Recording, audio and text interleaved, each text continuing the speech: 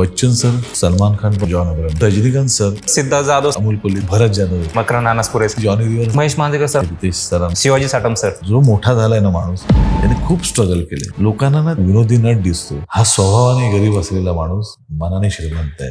हसवणं जगामध्ये खूप कठीण आहे. अरे यार, काय काम केलं यार तुम्ही. लोकांचं लक्ष असतं आपल्याकडे कोण बघतंय, पण बघत असतात. अरे यार हे याच्यासाठी असेल ना, गावरान कॅरेक्टर आहे, एवढंच त्याच्याकडून आपण करून घ्या, ते मस्त करतो. अरे त्याच्या पलीकडे तो नट म्हणून काय आहे ते बघा ना. आपल्याकडे डिक्लेअर करून टाकता कोण जॉनी लिव्हर, तेच जॉनी लिव्हर आहेत त्या. बिलीव्ह करणार नाहीत, माझ्याकडे सेम रोलच्या असे 3-4 सिनेमे आले. मग कॅमेरा असं करून फिरून अरे बेस्ट एकदम. अरे अख्खी व्हॅनिटी काय, अख्खं तुम्हाला महाल मिळेल फुल एसी करून. पण ती जिज्ञासू वृत्ती, काहीतरी जाणून घ्यायचंय, काहीतरी शिकायचंय, तो तसाच आहे का रे. तो म्हणाला नाही रे, त्याला 2 मुलं आहेत. नाही त्याला ऍक्टिंग मिक्टिंग नाही केलं, तो तसाच आहे. तो मला असं वाटतं तो तसाच आहे. आलेलं वाट्याला जे येईल ते काम आपण प्रामाणिकपणे करणं, एवढंच लक्षात होतं. मला असं झालं भाई, माझ्यासाठी तो वेगळा रोल होता, मी एक वेगळा प्रयत्न त्या सिनेमासाठी केला, पण याच्या पुढे नाही. कॉमेडी रोल प्ले करणं हे सगळ्यात अवघड आहे. रोल प्ले करायच्या आधी असं तुम्हाला नाही वाटलं की आपली अशीच इमेज पुढे बनू शकते. आधीचे मराठी मूवीज कसे साधेपणाचा भाव असायचा, गावात शूट केलेले असायचे. तो पण आता हल्लीचे नवीन मराठी चित्रपट त्या लेवलचे बनत नाही, किंवा तो मराठी टच त्याला नसतो. Business as a backup plan म्हणून चालू करतात का, ऍक्टर्समध्ये असं स्टेबल इन्कम नाही त्यामध्ये बिझनेस चालू करतात. तर आता आपण त्या फक्त लढ म्हणा रिलेटेड बोलूया. तर त्यात तुम्ही अशी फुल एकदम बॉडी वगैरे केली, त्यासाठी कसं प्रिपरेशन केलं होतं तुम्ही, किंवा त्या रोलसाठी कसं प्रिपेअर केलं होतं? त्या रोलसाठी आहे ना, मला ज्या वेळेला तो रोल मिळाला, खरं तर म्हणजे ना, महेश सरांनी इतकं रँडमली ते कॅरेक्टर मला असं दिलं. पण त्याच्यासाठी त्यांनी आधी माझा जागो मोहन प्यारे हे नावाचं नाटक मी करत होतो सिद्धार्थ जाधव बरोबर. अच्छा. तर त्या कॅरेक्टरसाठी मी जरा माझी एंट्री जरा फुल दबंग स्टाईल वगैरे केली होती, सिंगम स्टाईल केली होती त्यांनी. आणि ते बघून सरांना खूप वाटलं, छान बॉडी बिडी केली आहे. आणि मग सरांनी सिद्धार्थने पण इन्सिस्ट केलं की त्या रोलसाठी वगैरे. पण रोल जेव्हा आला ना, त्यावेळेला जेमतेम माझ्याकडे 22 दिवसच उरले होते शूट सुरू व्हायला. तेव्हा मी म्हटलं, संजय जाधवनं ते असं म्हणाले, संजय जाधव त्या सिनेमाचे डिरेक्टर होते. मला म्हटलं खापरे, हे आहे बॉडी ठीक आहे, पण मला ह्याच्यापेक्षाही पाहिजे. मी त्यावेळेला फक्त फिटनेस म्हणून व्यायाम करत होतो त्याच्या आधी. पण आता म्हटलं खूप गरज आहे बॉडीची. आणि मी तत्काळ घरी गेलो आणि संध्याकाळी गेल्यानंतर ट्रेनर बुक केला. त्यावेळेला आपलं बजेट पण नव्हतं, प्रोटीन बिटीन सगळं मागवलं वगैरे. आणि जो काय 2.5 तास व्यायाम करायला लागलो. म्हटलं जे काय आहे ते. आणि ते म्हणाले आपण लेग्स वगैरे, म्हटलं लेग्स नाही, हे अप्पर बॉडी जास्त दिसणार आहे, लेग्स आपण नंतर करू. पण 22 दिवसात मला अप्पर बॉडी छान झाली पाहिजे. आणि 15 दिवसात जो बॉडीमध्ये बदल झालेला दिसला, आणि मग संजय सरांना दाखवलं मी ते. तेवढं यार क्या बात आहे. तर अजून मग ते झालं. आणि शेवटी ना, काही भूमिकांना ना तुमची एक विशिष्ट पर्सनॅलिटी लागते. त्याचा एक रुतबा, त्याचा एक आब असतो. ती त्या रोलची गरज होती. आणि त्याच्यानंतर मला तो एक चस्काच लागला होता की व्यायाम वगैरे आले. आणि त्या सिनेमामध्ये मी स्वतःला ज्या वेळेला पाहिलं ना, त्यावेळेला या प्रीमियरला बघून मी इतकं स्वतःला बघून भारावलं होतं, यार काय दिसतोय, आपण काय करतो. त्यानंतर लक्षात आलं की मला यार याच्या पुढे आपण असं प्रेझेंट झालं पाहिजे. राईट. ती मला भावना माझ्यात निर्माण झाली त्या व्यायामामुळे, त्या सिनेमामुळे. आणि मग मला असं वाटतं ना, कुठे केलेलं ते फुकट जात नाही. आणि मग ती कामं बघून मला मग दगडी चाळ पण आला, लय भारी त्या सिनेमामुळे मिळाला. ह्या सगळ्या same role, same type of role. आपल्याकडे कसं होतं ना, लोकांना डिक्लेअर हा भाईचे रोल हा मस्त करतो, हा विलनचे रोल मस्त करतो. पण कोणीतरी रिस्क घेणार असतं ना आपल्यावर, ते रिस्क घेणं फार महत्वाचं असतं. बरोबर. ते महेश मांजरेकर सर हेच करू शकतात, बाकी कोण नाही. त्यामुळे मला मजा आली. आणि वर्कआउट करताना पण काय पेन होतोय, काय त्रास होतोय, तो पेन मला खूप आनंददायक वाटत होता. यार बॉडी चांगली होते, चांगलं दिसतोय आपण. आणि त्या सीन मध्ये मला सर सांगत होते नेहमी, सलमान खान पण आहे ना, प्रत्येक शॉटच्या आधी कधी कधी करायचं असेल ना, त्यावेळेला बॉडी पंप करतो. आणि त्यावेळेला आपल्याला ते दिसतं, तेव्हा डायरेक्ट येऊन शूट ते मी ज्या ठिकाणी मला स्कोप आहे, ज्या ठिकाणी आता ह्या सीनला मी बनियनवर आहे, ह्या ठिकाणी मी अप्पर बॉडी दिसणार आहे, त्या ठिकाणी मी डिप्स, ट्रायसेप, बायसेप असे मारायचं असते ते. आणि सेटवर काय होतं त्यावेळेला आपल्याकडे इक्विपमेंट्स आपल्याकडे काही नसतात ना. बरोबर. मग क्रेनची जे वेट्स असतात ते घेऊन आपलं मारतोय. हा वापर खूप झाला. म्हणजे लाईटचे स्टँड आहेत ते जरा हेवी असतात, त्याने आपलं अशा बऱ्याचशा गोष्टी बायसेप मारायचो, ट्रायसेप मारायचो, शोल्डर्स व्हायचे त्यावेळेला. तर ह्या गोष्टींचं ना खूप पॅशन निर्माण झालं. आणि ते त्या सिनेमाला ना इतकं पूरक ठरलं ना, म्हणून आपण घेतलेले कष्ट कुठेतरी सत्काराने लागले आणि आपला त्याचा फायदा झाला. आणि त्या सिनेमानंतर माझ्याकडे बघण्याचा लोकांचा दृष्टिकोन बदलला. त्याच्या आधी आपण काय करत होतो, गाढवाचं लग्न, दे धक्का वगैरे असे सिनेमे होते, विनोदी नट म्हणूनच लोकांना माहिती होतं. पण त्या सिनेमानंतर लोक मला सिरियसली घ्यायला लागले. आता जसं तुम्ही विनोदी कलाकार म्हणजे नट म्हणून म्हणते, तर ते स्विच तुम्हाला अवघड पडलं का? आता फ्रॉम गाढवाचं लग्न टू फक्त लढ म्हणा, तर तो स्विच तुम्हाला कसा वाटला किंवा लोक एक्सेप्ट करतील का तुम्हाला? असं आता समजा गाढवाचं लग्न मध्ये जे रोल तुम्ही जसं रोल तुम्ही प्ले केलं, त्याच्यातून तुम्हाला असं रोल प्ले करायच्या आधी असं तुम्हाला नाही वाटलं की आपली अशीच इमेज पुढे बनू शकते, त्यामुळे आपण हा रोल नको करावा?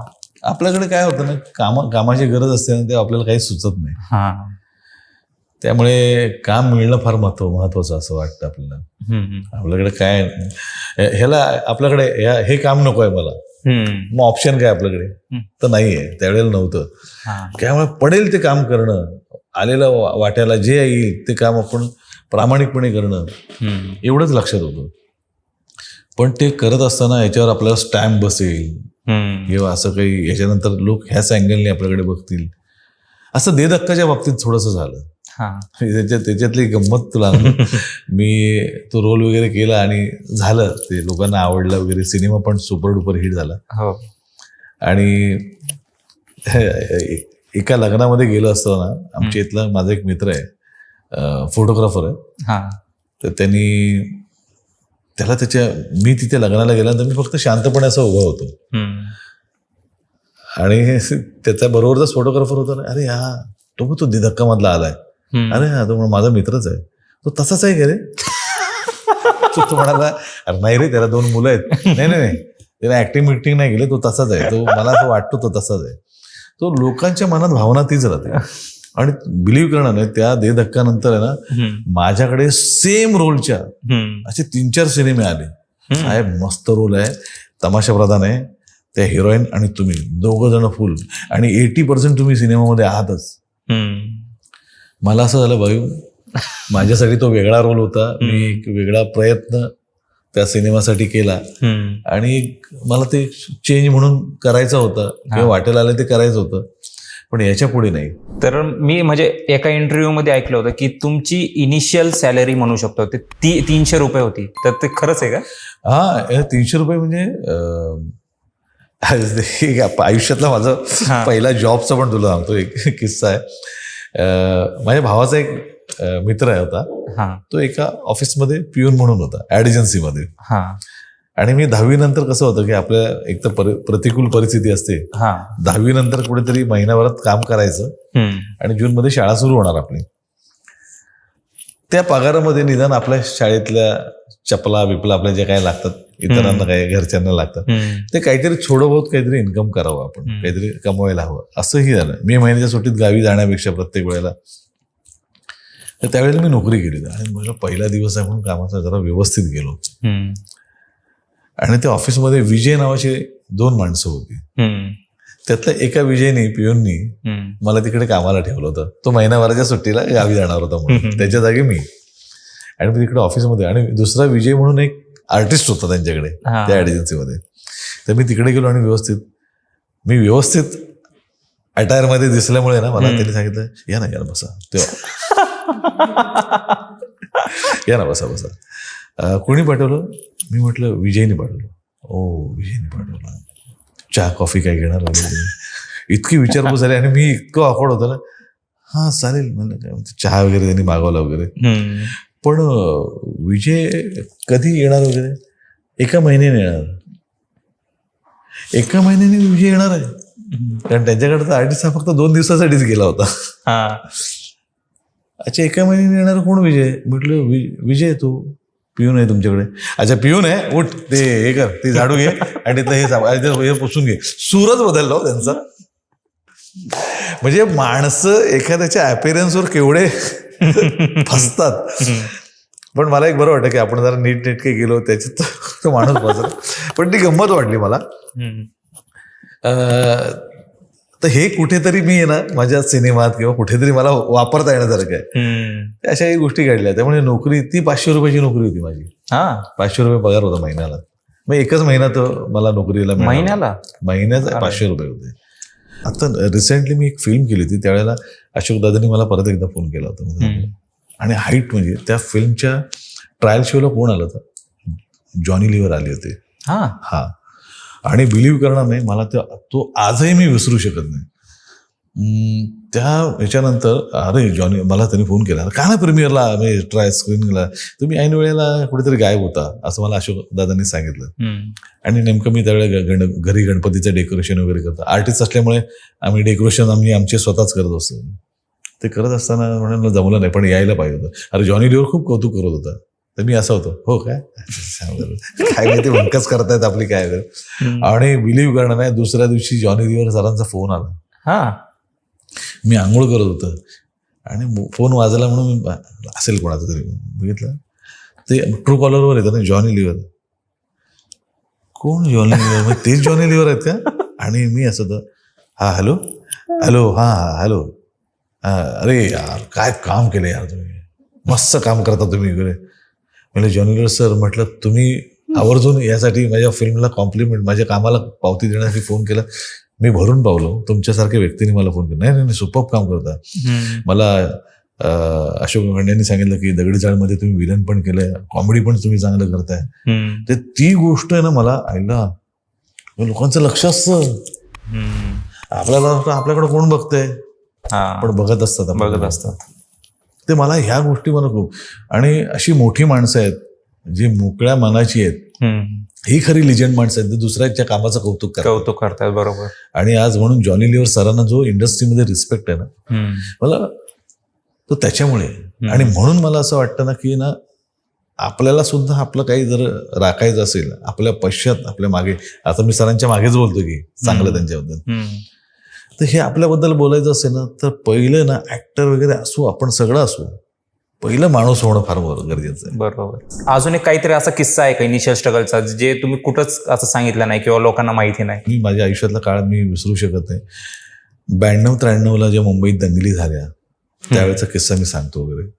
त्या दरम्यान माझा भाऊ नोकरीला लागला होता. आमच्या घरची परिस्थिती आत्ता स्थिर स्थावर होणार.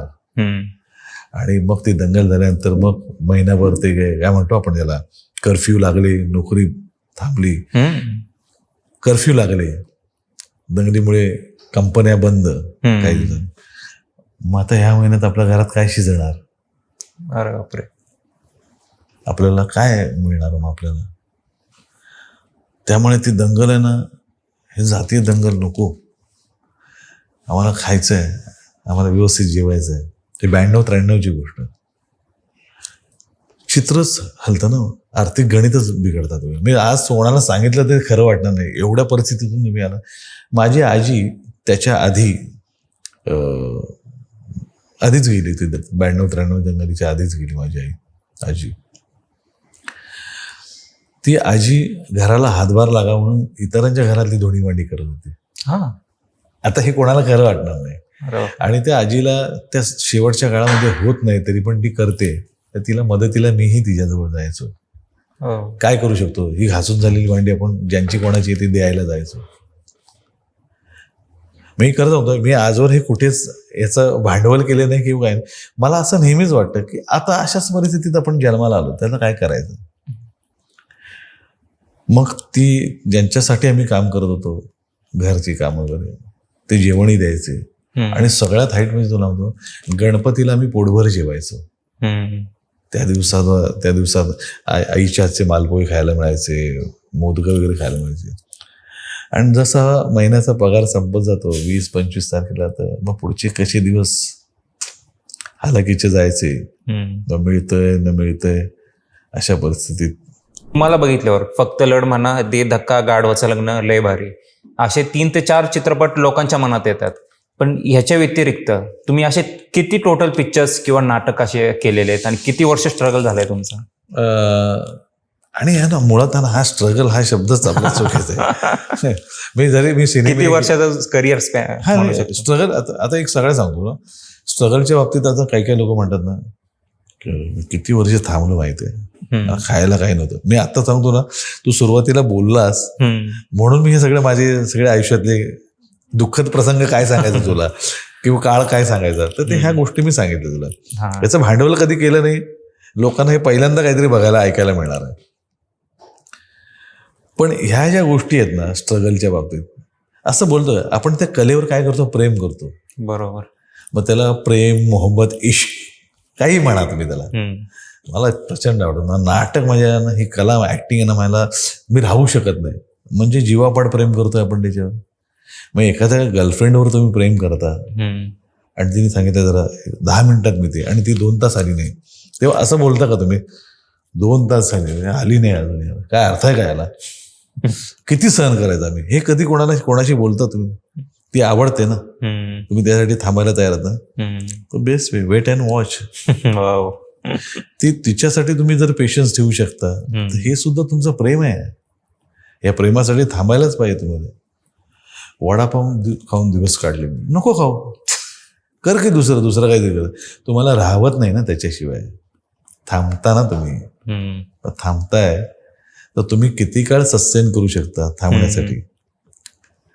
ती माझी प्रेयसी मला मिळावी यासाठी किती काळ प्रयत्न करत असताना. तर हे ज्या कलेवरचं तुमचं प्रेम आहे, ती कला, ती संधी मला मिळावी यासाठी तुम्ही थांबणं हे तुमच्या हातात आहे. त्यासाठी लागणारं स्ट्रगल सांगू नका आम्हाला.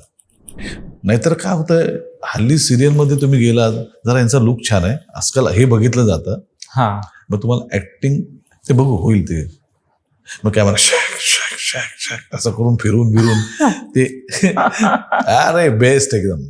आणि त्यांना शिकवायलाही वेळ नसतो. हा त्यांचाही दोष नाहीये. त्यांना दिवसभरात त्या डायरेक्टरला एवढं लिस्ट दिलेलं असं, हे एवढं काम निघालंच पाहिजे. चॅनल नावाचं मानगुडीवर बसलं असतं, हे करून द्या आम्हाला, आणि ते करत असतात. सिनेमात तुम्हाला झटकन काम मिळणार नाही, नाटकात तुम्हाला झटकन काम मिळणार नाही, सिरियलमध्ये एक वेळेस तुम्हाला झटकन काम मिळू शकतं. कारण इकडे तुम्हाला पोटेन्शियलच लागतं सिनेमाला आणि नाटकाला. बरोबर. तुमच्यात असेल, कारण नाटकाला तर बेसिक खूपच लागतं. तुमचं उभं राहणं जे आहे ना, तुम्ही ना कॅमेरा टेलिव्हिजनला तुम्हाला क्लोजला लपवतंय. तुमचं उभं राहणं जर नीट नसेल, हा 1.5 पायावर उभा राहतो किंवा विचित्र उभा राहतो, याला क्लोज मध्ये काढायला. नाटकामध्ये तुमचा खरा कस लागतो ऍक्टर म्हणून. टेक पण नसतो त्याला काही. तिथे रेटेक रोशन नाही चालत. तिकडे त्या सगळ्या गोष्टी अशा होत असतात. त्यामुळे ना जे त्यांना तुम्हाला लपवूच शकत नाही मी. अखंड दिसता तुम्ही. आता करा तुमचं काय आहे ते. मी एकदा रॉकी हँडसम फिल्मच्या शूटिंगला हैदराबादला गेलो होतो, जॉन अब्राहमच्या शूटिंगला. तिथे रजनीकांत सर व्हॅनिटीतून बाहेर झाडाखाली छत्री घेऊन बसले होते आणि पुस्तक वगैरे वाचत होते. का त्यांना व्हॅनिटी, अरे अख्खी व्हॅनिटी काय, अख्खं तुम्हाला महाल मिळेल फुल एसी करून, सर इथे रेस्ट करा शॉर्ट होईपर्यंत. कामाबद्दलचं फोकस, उगाच नाही रजनी स्टार आणि तलैवा किंवा आपण जे काय म्हणतात त्यांना, उगाच नाही. बच्चन सरांचा पण एक आहे, महेश सरांच्या सेटवरचा किस्सा मला मकरंद अनासपुरीने सांगितलं.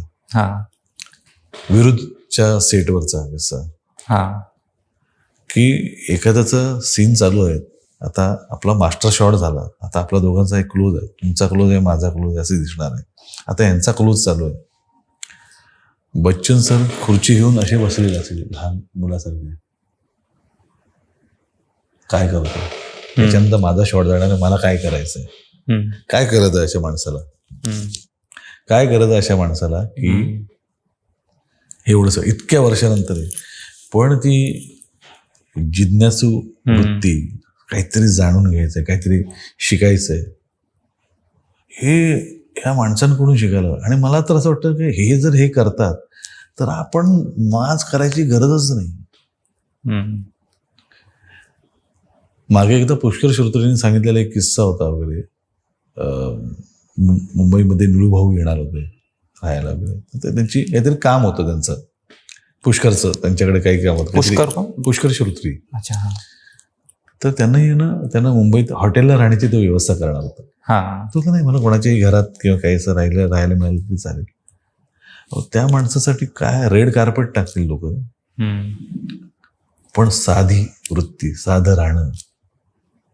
निळू भाऊ हे लिजेंड. ही माणसं उगाच मोठी नाही आहेत. ऍक्टर म्हणून ते काय त्यांच्याविषयी काय बोलणार आपण, त्यांना कॉम्प्लिमेंट देणं म्हणजे काय, आपण काय बोलणार. त्याच्या कामातून त्यांनी सिद्ध केलंय. पण माणूस म्हणून केवढं काम आहे, इतर त्यांच्या चळवळीत त्यांचं केवढं मोठं योगदान आहे. ते काय नुसत्या काही एका डायलॉग पुरते मर्यादित नाहीत. ते खूप मोठे आहेत. ते आपल्याला ही मोठी माणसं हाय साला आहे बच्चन, अहो पण बघा ते स्टाईल येण्याच्या व्यतिरिक्त ते माणूस ऑब्झर्व कसं करतंय. मला असं वाटतं ना, ह्या माणसांच्या गोष्टींकडे आपण लक्ष दिलं पाहिजे. बरोबर. कधी एकदा मी माझे टँट्रम्स माझे काय, लोक तुम्हाला देतील सगळं, पण लोक देताना त्यावेळेला तुमची चलती आहे म्हणून तुम्हाला देतील. पण ज्यावेळेस तुमच्याकडे काही नसेल त्यावेळेस तुमचा ऍटिट्यूड तेव्हा त्यांच्या लक्षात राहील, खूप माझात होता हा माणूस. शेवटी फायनली काय लक्षात राहतं, तुम्ही केवढे मोठे डॉक्टर आहात, क्रिकेटर आहात किंवा वकील आहात, माणूस म्हणून किती ग्रेट आहात ना, ते लक्षात राहतं लोकांच्या. आणि मला असं वाटतं ही सगळ्यात मोठी गोष्ट आहे की प्रत्येकाने सांभाळायला हवी. फेमस बॉलिवूड ऍक्टर कोणाबरोबर काम केले? किंवा मी जॉन सरांबरोबर, जॉन अब्राहम आणि रितेश देशमुख यांच्याबरोबर काम केलं. म्हणजे ज्यांच्याबरोबर म्हणजे नुसतं काम नाही केलं, काम केलं आणि निघून गेलो असं नाही, त्यांच्याबरोबर दिवस काढलेत. रितेश सरांबरोबर मी ऑलमोस्ट आहे ना 30 दिवस काम केलंय. जॉन सरांबरोबर 20 दिवस काम केलंय. म्हणजे असं बसलोय ते जेवतात. आणि मी म्हणजे डेडिकेशन काय ते जॉन सरांकडून कळलं. म्हणजे ही माणसं उगाचच मोठी होते. एक सिक्वेन्स होता आणि त्यावेळेला त्यांच्या फाईट सिक्वेन्स मध्ये रॉकी अँडसमच्या वेळेला त्यांचा हात कुठेतरी लागला आणि हात सुजला होता. म्हटलं सर अभी आप वर्कआउट कैसे करोगे? तर ते म्हणाले नाही अभी डाएट पे कंट्रोल कर लूंगा. मतलब आणि मग तो माणूस असं स्टफ केलेला, असं स्टीम केलेला एक हलवा किंवा असं काहीतरी खात होता त्यावेळेला नॉनव्हेज खात होते मला वाटतं आय थिंक. तर ते म्हणाले सर अभी ये खा आप राईस वगैरे नाही खाते? तर मी रस्सम बिस्सम हैदराबादला शूटिंग करत रस्सम भात खात होता. बोलतो खाया था ना राईस, मैंने खाया था 6 साल पहिले खाया था. 6 साल पहिले असं म्हटल्यानंतर मी ताट घेऊन मी दुसऱ्या टेबलवर जाऊन बसलो. मला लाज वाटायला लागली. आपण पण वर्कआउट करतोय, तो माणूस एवढा डेडिकेटली स्वतःच्या बॉडीला कंट्रोल करून सगळं हँडल करतोय. मग त्यांनी मला ते सांगितलं, म्हटलं की ना आपल्या शरीरामध्ये आपण जे काही गोष्टी खातो वगैरे, फॉर एक्झाम्पल, मग त्यांनी मैद्याची रोटी दाखवली किंवा तोडताना कसे परिश्रम होतात, चपाती थोडेसे प्रयत्न करावे लागतात, भाकरी त्यांनी अशी क्रश करून दाखवली, ही भाकरी खायला पाहिजे. ते इतक्या साधेपणाने त्यांनी समजावून सांगितलं. आणि दुसरी गोष्ट म्हणजे त्यांची जॉन सरांच्या बद्दल मला खूप महत्वाची गोष्ट सांगायची ती म्हणजे ना त्यावेळेला मी त्यांना विचारलं होतं, त्यांची आई ना गेली त्यावेळेला सांगतो 30 वर्ष कॅन्सर पीडित मुलांसाठी काम करते. 30 वर्ष काम करते. आणि ते पण त्याच्यामध्ये तिला काही मदत करणं म्हणजे काय म्हणतो ना चॅरिटी विरडी काय मदत करणं त्यांच्या एनजीओला खूप करत असतात वगैरे. आणि म्हटलं अरे यार हे काय आहे. त्यांचा एक रिक्षावाला मित्र आहे. तो म्हणतो माझ्या घरात येतो आणि त्याला काय टी शर्ट वगैरे पाहिजे घेतो, मी गप्पा मारतो. मला असं झालं की काय गरज आहे या लोकांना अशा सर्वसामान्य माणसांची हे करायला. म्हणजे ही माणुसकी जपतात. आणि सगळ्यात हाईट म्हणजे ना एकदा ते म्हणाले की ते आदिदासचे मला वाटतं ब्रँड एम्बेसेडर होते. एवढं आपके पास तो बहुत हो गए ना शूज वगैरह. तो मेरे इतना बड़ा ब्रीफकेस है, जितने शूज रहेंगे उतने ही रखता हूँ, बाकी की मैं बांट देता हूँ गरीबों में. त्यांना गमतीने म्हणाला उनमें से गरीब मैं भी हूँ, मुझे भी दीजिए सर. ते असायला लागलं. आणि त्या माणसाचं मला तो म्हणाला ना माणूस की सर आपके बायसेप बहुत अच्छे आहे संजय, बायसेप तुम्हाला बहुत अच्छे आहे. माझे ज्या माणसाला बघून आम्ही हे होतो, इन्स्पायर होतो, म्हणाले सर आपकी वजह से हम लोग कर रहे हैं, कुछ बनना है तो ऐसे कुछ बनना है. तर ही माणसं मला खूप मदत. रितेश सर पण काय म्हणजे लय भारी, तर माझ्या आयुष्यातला एक चांगला सिनेमा हो. निशिकांतमुळे मिळाला आणि निशिकांतमुळे मला अशा दिग्गजांबरोबर काम करायला मिळालं. रितेश सर आणि प्लस जेलिनी मॅडम त्या सेटवर यायच्या आणि खाण्यापिण्याची चंगळ. त्यामुळे ना मला असं आलं की ना मी कधी विचार केला असता आपल्याला ह्या लोकांबरोबर बसायला मिळेल, आपण एकत्र जेवू वगैरे. म्हणजे जिथे माझे आजी धुणी भांडी करत होती, आमची खाण्यापिण्याची हाताची आणि तोंडाची भेट होताना थोडीशी मारामार होती, अशा व्यक्तीला ज्या वेळेला अशा लोकांबरोबर खायला प्यायला मिळतं, महेश सरांसारखा माणूस आपल्या आयुष्यात येतो आणि मग एक वेगळं स्टेटस आपल्याला निर्माण होतं. अशी कामं आपल्याला ते लिहितात ही मंडळी. मला असं वाटतं ना की ना मला हे मिळवायचं आहे, मला हे मिळवायचं आहे. मला असं वाटतं ना मिळाल्यानंतर तुम्ही काय करता हे सगळ्यात जास्त महत्वाचं आहे. मला उत्तम द्यायला पण मी धडक नीट खात नसेल ते मला डायजेस्ट तरी होणार आहे का? बरोबर. मग यांचे माणूस म्हणून एक ॲटिट्यूड हे सगळं दिसायला लागतं. बरोबर. तर मला असं वाटतं ना येणारा आयुष्यातली प्रत्येक व्यक्ती तुम्हाला काहीतरी द्यायला आली आहे, फक्त तुम्ही ते कसं घेता यावर सगळं अवलंबून आहे. वा. ते जॉन ॲब्रामच्या पार्टवर परत येऊ. जॉन ॲब्राम सर त्यांनी एका इंटरव्ह्यूमध्ये सांगितलं होतं की त्यांनी कितीतरी 30 का 40 वर्ष काजू कतली नव्हती, 30 वर्ष काजू कतली नाही खाल्ली. तर खरंच आहे का तसं? आता जिथे राईस 6 वर्ष खाल्ला नाही तर काजू कतली तर डेफिनेटली त्यांनी हे केली नसेल, म्हणजे टचच केली नसेल. ते मला असं वाटतं ना ती ही अशी जी माणसं आहेत ना आजूबाजूला येणारी मोठी माणसं, लिजेंड ज्याला आपण म्हणतो, काय खायचे तसं? म्हणजे तुम्ही बघितले का जनरली काय काय खात असतात ते? मी आमच्या पुढ्यात खायचे ते. मी म्हटलं ते स्टफ त्यावेळेला ते काय मला वाटतं हलवा वगैरे काहीतरी होता का काय, असंच कुठलं तरी फिश का काहीतरी होतं, वाफ्यावर शिजवलेलं, ज्याला तेल नाही, मसाले नाहीत, किरकोळ काही हलकसं मीठ असेल, अशा गोष्टी खाणं. आणि परत त्यांना ह्या जिभेचा जो शेंडा आहे ज्याला खूप चसका लागतो आपल्याला, असं हे खारट पाहिजे, आंबट पाहिजे, आपण ह्याच्यासाठी ना सगळं. मग आपण त्याला एक मन नावाचं एक गोष्ट आहे, शेवटी मन किती मारायचो आपण,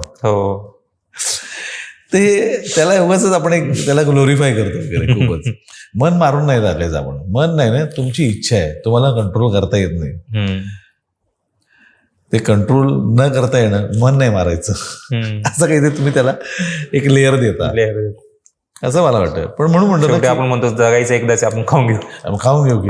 तर त्याच्या आधी रितेश देशमुख सरांबद्दल सांगा. म्हणजे रितेश देशमुख सरांबद्दल म्हणजे त्यांच्यासोबत काम करताना तुमचा कसा अनुभव होता?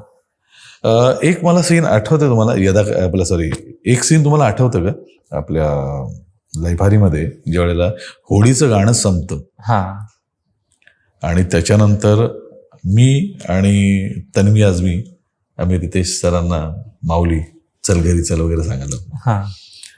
तो सीन आहे ना आमचा, एक सीन 1.5 दिवस चालला होता. एक सीन 1.5 दिवस चालला होता. तो सिनेमा उगाच हिट नाहीये. काय रितेश सर सातत्यानं हिंदीत काम करत होते, मराठीवर त्यांची किती कमांड आहे, कारण किती काय हे तर आहेच, पण त्या सीनसाठी, कारण त्या सीनमध्ये फक्त तेच बोलतात, आम्ही फक्त नुसतं अगदी मध्येच कुठेतरी इंटरप्ट करतो, बाकी सगळं तेच बोलतायत. तर हे सगळं मी पाहिलं ना, त्याच्यासाठी डेडिकेशननी काम करणं, ह्या अँगलला वळणं, ते बापरे, म्हटलं यार आपण एवढं कधी मराठीत राहून कधी असं विचार नाही केला हे कसं केलं तरी. अर्थात निशी सरांना सुद्धा त्यांच्याकडून ते काम करून घेणं आणि त्यांनी सुद्धा प्रॉपर काम करणं, ह्या गोष्टी मला असं वाटतं ना, म्हणून ते आज कुठेतरी आहेत. चल ना काय नाही होत, चल ना काय नाही, टेकन फॉर ग्रँटेड नाही धरलं त्यांनी कधी. आणि त्यांना सतत वाटतं की आपला सिनेमा हिट होईल ना माहिती नाही, पण खापरे साहेब एक काहीतरी अशी काहीतरी गोष्ट करूया की एक काहीतरी मराठीमध्ये एक वेगळंच एक परिमाण, एक वेगळाच एक काय म्हणतो ज्याला इरा काहीतरी सुरू होईल. मीच असं नाही, अंकुश चौधरींचा सिनेमा येईल, रितेश आपलं श्रेयस तळपदेंचा सिनेमा, असं युथफुल असं काहीतरी येईल. हे त्यांना ना त्यांच्याकडूनच नाही, इंडस्ट्रीकडून पण, इतर कलाकारांकडून पण असं एक्सपेक्ट होतं. आणि मला ना सगळ्यांचा इंडस्ट्रीचा, मी फिल्म करताना आपल्या फिल्म पुरता नाही तर इंडस्ट्रीचा विचार करणारा तो माणूस मला फार हे वाटतं. आणि सगळ्यांना तेवढाच मान सन्मान देणारा. माझी रुक्मिणीची रोल करणारी जी होती ना पोरगी, एवढीच लहान होती ती, तिला पण आवाजाव वगैरे करायचं ते. कुठे राहता तुम्ही, कुठल्या शाळेत, कितवीला आहात तुम्ही, मला खापरे साहेब म्हणायचे, खापरे साहेब, ओ संजय, अरे संजय, ते मला एकदम हे वाटायचं यार. कारण मला आठवतंय आमच्या एका नाटकाच्या प्रयोगाला एकदा विलासराव आले होते आणि त्यांच्या हस्ते, मी त्यांना बोललो, म्हणजे त्यांच्या हस्ते मला एक पारितोषिक मिळालं होतं. आणि त्यांच्यानंतर असं कधी वाटलं नाही की मला यांच्याबरोबर कधीतरी काम करायला मिळेल. कारण माझं म्हणजे ते प्रश्न विचारण्याचा मुद्दा हाच की बाबा इनिश म्हणजे लोक आधी म्हणायचे की बाबा त्यांचे वडील मुख्यमंत्री होते विलासराव साहेब, तर त्यामुळे त्यांना संधी भेटत गेले, पण शेवटी ते त्यांच्या कलेवर ते वरती आले, त्यांच्या स्वभावावर ते वरती आले. ही कला क्रीडा अशा गोष्टी आहेत ना, शो युअर परफॉर्मन्स आणि क्रिएट युअर प्लेस. स्वतःची एक जागा, अस्तित्व तयार करायचं, स्वतःची एक जागा तयार करू शकतो. फोर्सफुली कुठलीच गोष्ट नाही होऊ शकत. आपण आता नेपोटिझमवर तर बोललोच, तसंच ग्रुपिझम हा पण एक फॅक्टर आहे का? म्हणजे आपल्या ओळखीच्यांनाच कामं देणं, बाहेरच्या लोकांना एंटर करून नाही द्यायचं या इंडस्ट्रीमध्ये, तर असं जाणवतंय का सध्याच्या परिस्थितीला? नाही, कसं होतं ना की प्रत्येकाचं आहे ना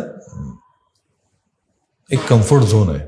म्हणजे मी सांगितलेली गोष्ट आहे, यांना कळली, करेक्ट आहे, पुढच्या वेळेला पण आपण करूया काम. अच्छा, कम्फर्ट झोन असतो ना.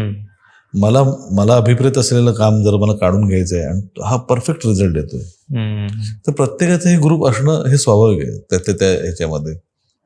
पण काही माणसं आहेत ना, ती बियॉन्ड दॅट आहेत. जे महेश सर, आम्हाला कुठेतरी यदा काही नाटकातला कलाकार जो आहे संतोष पवार यांच्या ग्रुपमधला, ते मला उचलतात, कमलाकर सातपुतेला घेतात, तिथून परत अजून वेगळी सचिन खेडेकर सारखी त्यांची जुनी मंडळी आहेत त्यांनाही घेतात, शिवाजी साटम सर त्यांचे मित्र आहेत त्यांनाही घेतात. पण जुन्या नव्याची सांगड ते व्यवस्थित घालतात. आज कितीतरी नवीन मुलं, वेगळ्या कंपनीतली मुलं त्यांच्याकडे काम करतात, त्यांना आवडलं, चल माझ्याकडे ये, चल आवडलं मला ह्याच्यावर काम करायचं, असं ते करतात. अशी काही मंडळी आहेत. मी नेहमी ना, मला जर आयुष्यात मला जर काही पुढे प्रोजेक्ट करायचे आहेत, आता मी नाटकाचं दिग्दर्शन करतोय, तर मी नवीन मला टॅलेंट मला ना खूप हे वाटत. जुनी मंडळींचं कसं आहे माहिती, जुनी मंडळी म्हणजे फार जुनी नाही, पण असे काही जे एस्टॅब्लिश रायटर असतात, मी एकदा दिलं फायनल, ते फायनल स्क्रिप्ट, याच्यामध्ये काही चेंजेस नाही, तर मला अजून काही बदल घडवायचे आहेत, काही अजून थोडेफार चेंजेस हवेत, ते मिळत नसेल केवळ यांच्या ह्या अप्रोचमुळे, तर बेटर वे उत्तम काम करणारी एकांकिकांमधली जी लेखक मंडळी आहेत, कलाकार मंडळी आहेत, ते उत्तम काम करतात. बरं, त्यांना ना सतत काही अजून हवंय का, काही जर बदल करूया का, याची नाविन्याची सतत कास धरलेली असते त्यांनी. तर मला असं वाटतं ना, नवीन मुलं, नवीन टॅलेंट खूप सॉलिड आहे, फक्त ते आपण शोधायला हवं. नागराज मंजुळेंनी झुंड फिल्ममध्ये तेच दाखवून दिलंय ना. कुठल्या युनिव्हर्सिटीमध्ये मिळणार नाहीत ते, कुठल्या ऍक्टिंग स्कूलमध्ये मिळणार नाही, हे तुम्ही शोधायला पाहिजे. एकांकिका स्पर्धांमध्ये उत्तम कलाकार, राज्यनाट्य स्पर्धा बघायला हव्यात नवीन प्रोड्युसर्सनी, नवीन दिग्दर्शकाने, तर तिथे तुम्हाला ते टॅलेंट सापडेल. आता पुढच्या टॉपिकवर येऊयात. तुमच्या आत्ताच्या करिअरमध्ये सगळ्यात मोठी मिस्टेक कोणती, म्हणजे सगळ्यात मोठी चूक तुम्ही केलेली अशी कोणती आहे? Biggest mistake of your life in your career? Biggest mistake असं मला असं वाटतं की ना, मी एक असं मला वाटतं की फक्त लढ म्हणाला, दगडी चळाला, ह्या सगळ्या सिनेमानंतर आहे ना, मी कदाचित कोणाकडे काम मागितलं नसेल. त्याच्या आधी मी कधीतरी कोणाला तरी अप्रोच होत होतो, कदाचित मी म्हणतो हे असू शकते, तर ते मी कोणाकडे गेलो नाही का, की मग आता कळालंय सर जरा एक ऑडिशन पाठवा, नाही माहिती आहे तुम्ही ऍक्टर आम्हाला माहिती आहे, पण तरी पण हे जरा हे टेस्ट करून पाठवा ना वगैरे, तर तो कुठेतरी कमीपणा वाटतोय का, किंवा मला असं वाटतं की त्याने जे मला नरेशन दिलंय ते करेक्ट आहेत का. तो काय होतं, डिरेक्टर असतो, डिरेक्टरने कास्टिंग डिरेक्टर अपॉइंट केलेला असतो, कास्टिंग डिरेक्टरचा असिस्टंट कोणीतरी आम्हाला नरेशन द्यायला असतो, तर ही प्रोसेस इतकी गाळून येते. मग जे दिग्दर्शकाला प्युअर जे हवंय बरोबर ते खरंच काय हा मुलगा जो आमचं ऑडिशन घेतोय तो आम्हाला करेक्ट जे दिग्दर्शकाला हवं ते आमच्याकडून काढून घेतोय का, करेक्ट सांगतोय का, ह्याच्यामध्ये राहतं. मी ऑडिशन्स दिले आहेत नाही असे नाही, पण मला असं वाटतं कदाचित मी त्याच्याकडे ना फार सिरियसली बघत नाही. काम बघून काम मिळतं याच्यावर माझा विश्वास बरोबर आहे, होता आणि असेल, पण कदाचित याच्यात आपण कुठेतरी मागे नाही राहिलो असं कुठेतरी वाटत होतं. आता सोशल मीडियावर पण आपण कुठे मागे नाही राहिलो, तर आता गेल्या एक 6-7 महिन्यापासून जरा ऍक्टिव्ह राहायला झालं. म्हणजे पॉडकास्टचे इंटरव्ह्यू ज्यावेळेला मला असं सुलेखा तळवळ करते, दिल के करीब करते वगैरे, त्यांनी मला वाटतं तिचा ना 3-4 काहीतरी एपिसोड झाला आणि त्याच्यानंतर मला विचारलं, संजय तुझं करूया का आपण. ही लॉकडाऊनच्या दरम्यानची किंवा लॉकडाऊनच्या आधीची गोष्ट असेल, कदाचित लॉकडाऊनची असेल मला वाटतं. त्यामुळे मला असं आलं की काही सांगण्यासारखं नाही आहे का मला, आणि झालेल्या गोष्टींवर आपण काय बोलायचं. नवीन काही आयुष्यात वेंचर येत असेल तर ते सांगण्यात मला जरा असं वाटलं हे माझ्या आयुष्यात आता सुरू होते, आता हे माझ्यातला हा गुण लोकांना बघायला मिळणार आहे. मी पण म्हणजे 2 वर्ष आधी म्हणजे चॅनल चालू नव्हतं केलं त्यावेळेस पण तुम्हाला अप्रोच झालं होतं. तर तुम्ही त्यावेळेस तुम्ही ते एलिफंट विस्पर्स नावाचं काहीतरी हे पॉईंट काढलात की तो पिक्चर मूवी जसं ते बनवतात आहे तसं आता मराठी चित्रपट सध्या त्या वे मध्ये लॅग करते किंवा मागं पडते मराठी सृष्टी. हो, अरे क्या बात आहे. तर मी काय म्हणतो ना की ती डॉक्युमेंटरी फिल्म ती होती ना, ती फिल्म बघताना ना मला ना एवढंच जाणवलं, ती बघितल्यानंतर त्या फिल्मला ऑस्कर मिळाला. अरे ना ऑस्कर काय मिळाला असेल, मग ते आठवायला लागलो. इतकं खरा अभिनय ज्या नॉन ऍक्टरने केलेलं आहे, त्या वयस्कर दाम्पत्याला सोडताना त्या हत्तीच्या डोळ्यातही पाणी येतं, हे इतकं छान टिपलंय. मग लक्षात येतं ऑस्करला काय विचारात घेतलं जातं, कुठल्या पद्धतीचे सिनेमे, कुठल्या पद्धतीची फिल्म मेकिंग विचारात घेतली जाते, ह्या त्या फिल्मकडे बघितल्यानं प्रकर्षाने जाणवलं. म्हणजे त्याच्या आधी भारतीय कुठल्या गोष्टींना इतकं असा पुरस्कार मिळाला नव्हता आपल्या एखाद्या फिल्मला त्याला मिळाल्यानंतर मला लक्षात येतं अरे यार खूप. आणि मला माहिती नाही, मी ऐकलंय की त्या फिल्मचं शूटिंग काहीतरी 1.5 वर्ष शूटिंग होत होतं की काय, मला आता माहिती नाही, पण मग काय त्या डिरेक्टरचं डेडिकेशन असेल. आधीचे मराठी मूवीज कसे नॉस्टॅल्जिक असायचे किंवा एक साधेपणाचा भाव असायचा, गावात शूट केलेले असायचे. पण आधीचे चित्रपट आता पण बघितले की आपल्याला म्हणजे एंटरटेनमेंट होतं किंवा तो पिक्चर भारी वाटतो. पण आता हल्लीचे नवीन मराठी चित्रपट त्या लेवलचे बनत नाही किंवा तो मराठी टच त्याला नसतो. बाहेरच्या देशात काय काय शूट केलेले असतात किंवा काय काय म्हणजे इथं जरी शूट केले असेल तरी पण तो आधीसारखा टच आता नवीन चित्रपटाला नसतो. तो तसा फॅक्टर आहे का ते नॉस्टॅल्जिकमुळे होतं किंवा ते तसे ऍक्टर्स आता सध्या नाहीये, जसं मकरंद अनासपुरे सर, भरत जाधव सर, तर ते कशामुळे होतं म्हणजे नाही नॉस्टॅल्जिक जे सिनेमे होते की असं नाही. आता एक जर आपण विचार केला ना, आजकालचा आपला म्हणजे एखादा एक गावठी माणूस आहे कोणतरी असं जर आपल्या मराठी सिनेमात दाखवतं, काय करताव काय करतोय सरड्या, त्यावेळेला काय व्हायचं, सिनेमा आपला मराठी सिनेमा कोल्हापुरातच बनला जायचा. त्यामुळे ग्रामीण भाषा, गावठी माणूस म्हटल्यानंतर कोल्हापुरी भाषा एक प्रमाण होतं. आणि मुंबईत आणि त्यानंतर आता मालिकांचं तुम्ही जर बघितलं, एखादी सर्रास एक छान शहरातली जर मालिका दाखवायची झाली, कुटुंब दाखवायचं झालं, त्याची प्रमाण भाषा ही पुणेरी भाषा असते. तर ते तसं नाहीये. आज बघा गाव गाता गचाली किंवा काही सिरियल निघाल्या, त्यामुळे मालवणी भाषा, अरे यार मारवणी भाषा कळाली. याच्या व्यतिरिक्त भाषा आहे. संतोष पवारांनी आपल्या चिपळूणची भाषा, वाणकोटी भाषा ती लोकांसमोर आणली येता कधी नाटकातून. संगमेश्वरी बाज नावाचा एक कार्यक्रम आहे, त्यांनी संगमेश्वरी बाजवला. म्हणजे 15 मैलावर भाषा बदलते. ही भाषा आता लोकांच्या परिचित झाल्या आहेत. त्याच्यामुळे ना आता सर्वसामान्य माणूस म्हणजे मकरंद अनासपुर यांची तर ते आले नसते तर बीडची भाषा आम्हाला कळली नसती. नाहीतर आतापर्यंत आपल्याला ह्याच आपल्याला बाकीच्या प्रमाण भाषा वाटत होत्या.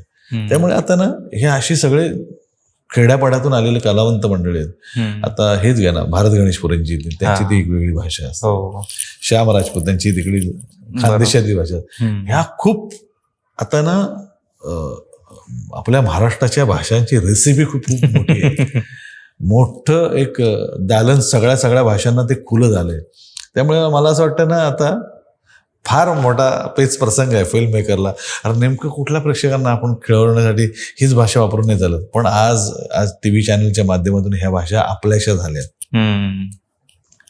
कोण आहे बे, काय करते बे, ते हे जे कळायला लागलं. भारत गणेश पुरे सारखी माणसं अशी कलावंत मंडळी आहेत काही, ती जर माणसं पुढे आली नसती तर आपल्याला कळलं नसतं.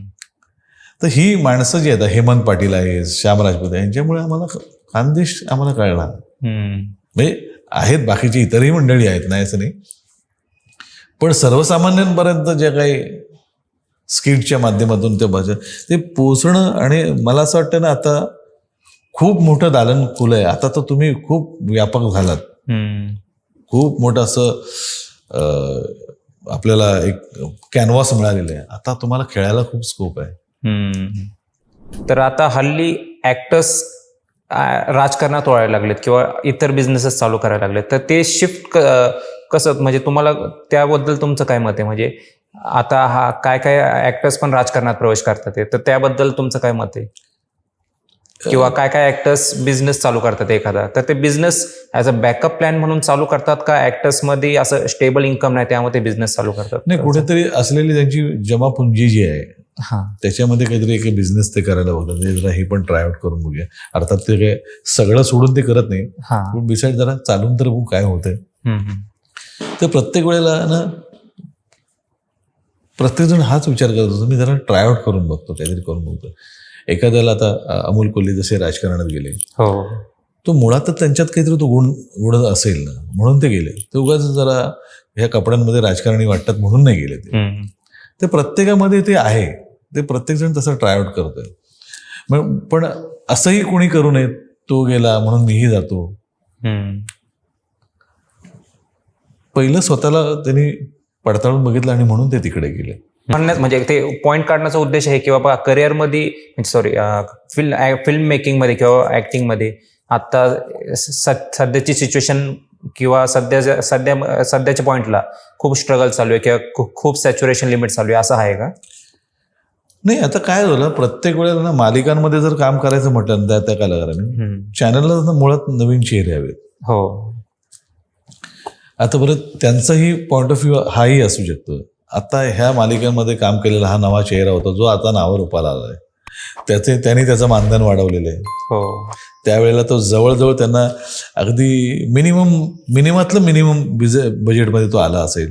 त्यामुळे ते चॅनलचा प्रोड्युसर सर्वाईव्ह झाला असेल त्या मालिकेचा. तर त्यालाही असं वाटत असेल ना, आता नवीन कलाकारांना घेण्याचा म्हणजे मला असाच कोणीतरी पाहिजे जसं त्याला मी स्टार केलं. कोणी कोणाला ना स्टार करत असतात, ज्याच्या त्याच्या नशिबानं जात असतो, पण योग्य ती माणसं मिळत जातात आणि त्याच्यामुळे ते घडतात. आता हे जी कलाकार मंडळी त्यांची कामं बंद होत चालली का, तर काही जणांची बंद होत असेल, काही जण वेगळं जरा ट्रायआउट करतील, की काही जणांना त्यांच्या ज्या वेळेला त्यांच्याकडे काम होतं त्यांच्या त्या स्वभावामुळे ज्यांच्यात अचानक तो आपण मगाशी म्हणाला एक ॲटिट्यूड होतो, कदाचित याच्यामुळे तर आपल्याकडचं काम तर गेलं नाही ना. अशा बऱ्याचशा गोष्टी असतात असं मला वाटतं. तर ते ज्यांनी त्यांनी ज्या त्या कलाकारांनी ना आपण स्वतःला विचारायला पाहिजे. मुळात म्हणजे ना आरसा दाखवणारी माणसं असतील ना तुमच्या आजूबाजूला, तर तुमच्याकडून अशी गोष्टी घडणारच नाही. मग तुम्ही चिरकाल टिकता. विजू मामांसारखा विजय चव्हाणांसारखा माणूस कित्येक वर्ष माणूस तो काम करत होता. कारण त्यांनी कलाकार असण्याबरोबर आहे ना माणसात राहणं. हा. आणि म्हणतो ना कलाकार असे खूप आहेत, पण त्यात हा बरा काय आहे, अरे हा मस्त आहे, अरे अरे याचा काही त्रास नाही, याचा काही फार टँट्रम्स असतात, अशीच माणसं घेतली जातात. आणि एखाद्या कंपोशी असा एखादा माणूस जोडला गेला ना तो त्यांच्या कंपोतला होतो. मग त्यांच्याकडून सातत्याने त्यांना काम मिळत असतं, कारण त्याला त्यांचा स्वभाव माहिती असतो, नट म्हणून तो माहिती असतो. तर हे ॲटिट्यूड आपल्यात तर नाही ना आला, त्याच्यामुळे तर आपलं काम नाही ना बंद झालं. ह्या सगळ्या गोष्टींची ना त्याने विचार करायला हवा असं मला वाटतं. स्वतःला बघायला हवं, ऍक्टर म्हणूनच नाही तर माणूस म्हणून आपण कुठे कमी पडलोय का, या गोष्टींचा सुद्धा विचार करायला हवा.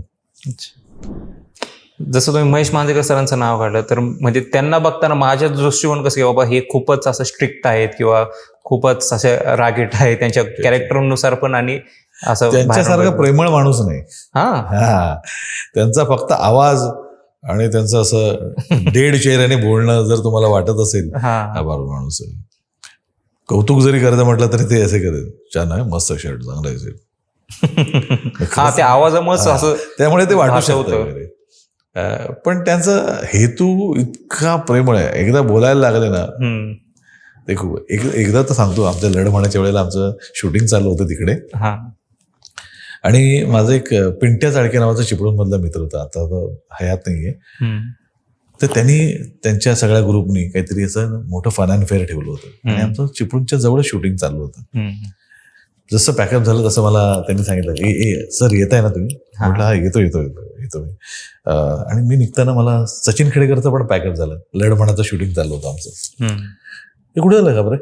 म्हटलं अरे इथे फन अँड फेअरला, मजा आहे तिकडे, धमाल आहे. हा मी चाललो वगैरे, मी जातो, मला मित्राने केलं, थांब ना मी पण येतो. म्हटलं खरंच तू येतोयस? म्हणजे आता सचिन खेडेकर म्हटलं परत बाउन्सर ठेवा सगळं होतं. म्हणजे ही माणसं किती साधी येतात त्याचं हे उदाहरण आहे. पण माझ्या मित्राला सांगितलं सचिन खेडेकर पण येतो. हो का? मी बाउन्सर वगैरे ठेवतो, मी 2-3 बाउन्सर ठेवतो, काही प्रॉब्लेम नाही. आणि आम्ही पटापट निघायला लागलो आणि ओव्हरऑल सगळंच पॅकअप झालं. तर महेश सर, तिथून महेश सर आले, अरे कुठे झालं 2 जण आहेत? सर मी म्हटलं फन अँड फेअरला झालं, सचिन पण येतो. हो काय, मजा आहे तिकडे, खूप धमाल आहे. म्हटलं हा आता तिकडे आहे, माझ्या मित्रांनी ठेवलेलं, तर मी पण येतो.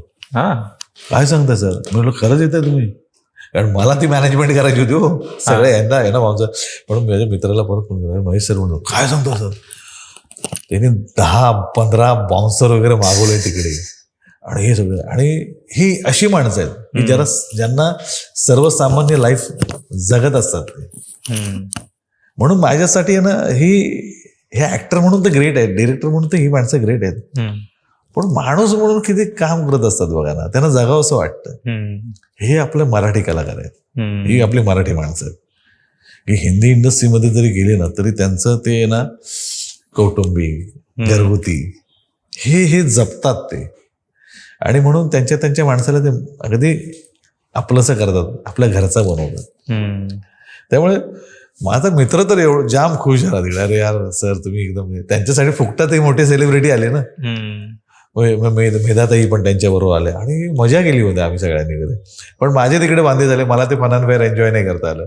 मी आपलं सरांना ते बॉडीगार्ड बरोबर मी पण, काही माणसं तर अशी होते ना ते डायरेक्ट सरांना असे, ए सर जरा फोटो काढायचा, ते फक्त सर माझ्याकडे बघायचे, कापरे जरा सरकार हे करण्यात माझा वेळ गेला. मग त्यांना हॉटेलवर नेऊन सोडलं आणि मग परत येऊन मी फन अँड फेअरचा पाणीपुरी काय हे काय त्याचा आस्वाद घेता आला.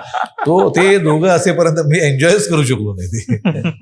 तर पण ही एक त्यातली गंमत होती. कोकणात शूटिंग होतं, खाण्यापिण्याची मजा होती, लोक प्रेमाने देणारी होते. तर तसं सिद्धार्थ जाधव सरांबद्दल त्यांचा स्वभाव कसा आहे?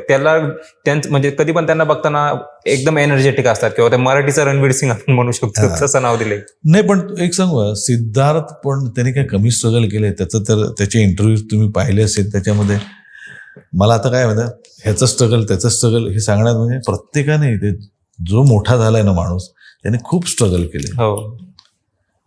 तर त्याच्याबरोबर जागोमोहन प्यारे मध्ये काम करत असताना त्याचा रूममेट होता. लोकांना तर फक्त यो आहे, पण त्यातला हळवा माणूस मी पाहिलेला आहे. माझ्या दृष्टिकोनातून ही माणूस म्हणून ग्रेट असलेली माणसं आहेत. आणि सिद्धार्थ म्हणजे त्याच्या आई वडिलांसाठी करत असलेल्या, भावंडांसाठी करत असलेलं हे सगळं फार मोठं, म्हणजे नुसता स्टार न झाला, त्यांनी त्याची जाण राखली, ज्यांनी त्यांच्यासाठी केलं ते.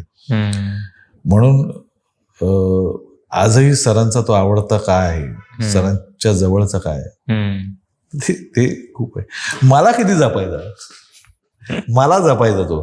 आपली बॉडी बिडी झाली, मस्त झाली, लढ म्हणायच्या वेळेला त्याचा किस्सा सांगतो. तर म्हणजे जरा मी डिप्स मारले आणि मला बनियनवर राहायचं होतं त्या सीनला, आणि मी पान कातरत असतो, म्हणजे सुपारी कातरत असतो. तो सीन माहिती आहे. त्याच्या आधी सिद्धार्थ जाधव आला, त्याचा पर्सनल मेकअप आर्टिस्ट होता बिपिन नावाचा. तर म्हणजे ट्रायसेप बिशेप मस्त वाटत, जरा त्याला कटिंग दे ना. तर मेकअपने आणखी त्याला कटिंग बिटिंग तो असा देत होता. आणि तिकडून सर आले आणि त्यांनी सहज बोललं, हा का बरं रेडी आहे ना, हे काय रे हाताला झालं. तर मी लगेच सगळं पुसून काढलं. ते मला कोणी गेले नाही, ते म्हणाले की नाही सिद्धार्थने सांगितलं का त्याच्या मेकअप आर्टिस्टला. अरे तू एवढी का काळजी करतोय तुझी, एवढं काय करत, ते त्याचं प्रेम आहे, त्याचं प्रेम आहे. आणि तो काही त्याची विशिष्ट जवळची लोक आहेत, पॅडी आहे, मी आहे, म्हणजे ही काही माणसं जवळची भेटली का त्याला तो आमचा त्यावेळचा सिद्धार्थ त्याचा तो बाहेर येतो आणि मग त्या गप्पा असतात वगैरे. पण म्हणजे जॉली माणूस आहे, जॉली माणूस आहे. म्हणजे मी अशी माणसं लढ म्हणण्यासाठी ते काम मिळावं मला म्हणून सरांना इन्सिस्ट करणारा तो आहे. सर खापरेची बॉडी बघा, संजयची बॉडी बघा, मस्त गेली, त्याला हे करा, हो हो हो करूया. आणि सर म्हणायचे, पण ते कधी अस्तित्वात येईल असं होतं. आणि झटकन एका मिटिंगला सरांनी हे सांगितलं, त्यावेळेला मी सिद्धार्थकडे बघत बसलो, म्हणलं यार. तर ही जे ना, तो माझ्यापेक्षा वयाने लहान आहे. तो 83चा आहे, मी 72चा आहे. पण आपलं करणं, आपलंसं करणं आणि आपलं त्याला वाटणं, आपल्या माणसासाठी करणं, हे माणसं आहे. तो लोकांना फक्त आज तो वरवरता दिसतो, तो असं नाही, हे स्वभावाला खूप चांगलं आहे तो. म्हणून जागो मोहन प्यारे करत असताना त्याचं ते स्टारडम, तो माझ्यापेक्षा लहान आहे, मी त्याला एवढं का रिस्पेक्ट करावं. अरे म्हटलं, त्याला मिळालेल्या प्रेक्षकांनी दिलेल्या सन्मानाला, त्याला बनवलेल्या स्टार या पदाला आपण सॅल्यूट करायला पाहिजे. आपल्या माणसांचं कौतुक आपण नाही करायचं, कोणी करायचं. बरोबर. माझ्यापेक्षा ज्युनियर आहे, मी का करू, असं काही नसतं. जे आहे ते स्वीकारायचं असतं.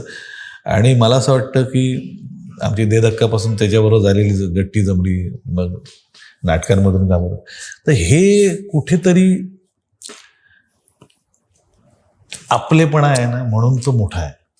ही माणसं खूप मोठी येतं, कारण माणूस म्हणून ग्रेड आहे असं मला वाटतं. म्हणून भरत जाधव एक, त्यांच्याबद्दल भरत जाधव सरांबरोबर कसा एक्सपिरियन्स होता, ते कसे आहेत मुळात स्वभावाला? मुळात आहे ना, अत्यंत साधा माणूस. लोकांना ना त्याच्यातला विनोदी नट दिसतो, काय कॉमेडीचा टायमिंग, पण पराकोटीचा तो ना हळवा माणूस आहे. त्याला गंभीर भूमिका त्याच्या शिक्षणाच्या आईच्या मधलं घ्या, किंवा अस्तित्व नावाचं त्याचं नाटक आलं त्यातलं घ्या. आता रिसेंटली, आता थांबायचं नाही, या सिनेमातलं त्याचा लुक जर तुम्ही बघितलात, त्याच्याकडे बघत राहिल्यानंतर लक्षात येतं, रे गरीब आहे रे हा स्वभावाने गरीब असलेला माणूस मनाने श्रीमंत आहे, माणूस म्हणून श्रीमंत आहे. ही माणसं ग्रेट आहेत. म्हणजे आणि सुदैव आपलं की आहे ना, ही माणसं आपल्या मित्र स्वरूपात आपल्या जवळ आहेत. त्यामुळे आजूबाजूच्या मित्रांकडूनच खूप काही शिकायला मिळतंय. किंवा ती साधी आहेत किंवा मी पण साधा आहे म्हणून आम्ही एकत्र आहोत, असं काहीतरी असू शकेल. पण त्यांच्या इतकं मोठेपण अजून आमच्यात यायचं आहे असं मला वाटतं. त्यामुळे ते साधे आहेत आणि मी पण साधा आहे म्हणून मी पण मोठा आहे असं नाही होत. ते मोठेपणापर्यंत मला पोचायला अजून वेळ आहे. पण ही मैत्री जपणारी माणसं आहेत. तसेच अजून 2 जण. एक सगळ्यात पहिलं तर माझे फेवरेट मकरंद अनासपुरे. तर त्यांचा स्वभाव कसा आहे, ते पिक्चरमध्ये दाखवतात फुल कॉमेडी रोल वगैरे, तर मुळात स्वभाव पण त्यांचा तसाच आहे का? मकरंद यांचं भाषेवरचं प्रभुत्व, मी नुसतं त्या बीडच्या भाषेबद्दल नाही म्हणत, एकंदरीत वाचन वगैरे सगळं या गोष्टी लोकांनी फक्त एकच पैलू बघितलं आणि तेच घेऊन डोक्यावर बसलं. म्हणजे एखाद्या माणसाने अरे हा चहा खूप छान बनवतो, बघू, अरे श्याम याला चहाची ऑर्डर द्या, अरे चहाची ऑर्डर द्या, चहा मस्त बनव, आता पुढच्या वेळेला कधी चहा बनवायचा झाला तर तूच बनव. अरे हो, त्याला बिर्याणी पण येते, तो वरण भातही छान बनवतो, त्याला चिकनही छान बनवतं. हे कधी बघणार आपण? आपल्याकडे काय होतं ना की त्याच्या अभिनय क्षमतेवर आहे ना, अरे या ना हे याच्यासाठी असेल ना, गावरान कॅरेक्टर आहे, हा एवढंच त्याच्याकडून आपण करून घ्या, ते मस्त करतो. अरे त्याच्या पलीकडे तो नट म्हणून काय आहे ते बघा ना. आपल्याकडे डिक्लेअर करून टाकतात लोक, चान्सच नाही देत वर्सॅटिलिटी. तसं दे धक्काच्या बाबतीत माझ्या बाबतीत झालं ना, तेच म्हटलं. अशा टाईपच्या भूमिका मला खूप आल्या, पण आपण ते करायला आलो नाही. पण काय होतं ना, सुरुवातीच्या काळामध्ये त्यांनी पण तो स्ट्रगल केलाय, पण लोकांना तेच हवं यांच्याकडून, येणाऱ्या निर्मात्यांना तेच हवंय, लेखकांना दिग्दर्शकांना तेच हवंय, तुम्ही नका वेगळं करू, हे खूप आवडतं. आणि अशा रीतीनं अशा काही निर्माते दिग्दर्शक मंडळींनी ही इंडस्ट्रीशी आपली संकुचित केली. त्यांच्याकडून चांगलं उत्तम भूमिका त्यांच्या वाट्याला दिल्या नसतील. काही सिनेमांच्या मधून ते दिसलेत, पण सातत्यानं त्यांना आपण असं काम द्यावं असं त्यांनी कधीच विचार केला नाही. कारण त्यांना आम्हाला हेच आवडतं तुमच्यात असं करून तुम्ही त्यांना छोटं केलं, छोटं करताय. ही खूप मोठी माणसं आहेत, खूप ग्रेट. ऑल्सो एक शिवाजी साटम सर. शिवाजी साटम त्यांचा स्वभाव कसा होता? पप्पा, आम्ही त्याला पप्पा म्हणतो कारण त्यांचा मुलगा अभिजित साटम हा माझा मित्र. मला आठवतंय एक सांगतो गोष्ट वगैरे. ज्यावेळेला मी बोंबिलवाडी नावाच्या नाटकाचं डिझाईन्स करत होतो, कार्टून्स वगैरे करतो, मी तेव्हा अभिजितच्या घरात बसायचो वगैरे, परेलच्या वगैरे.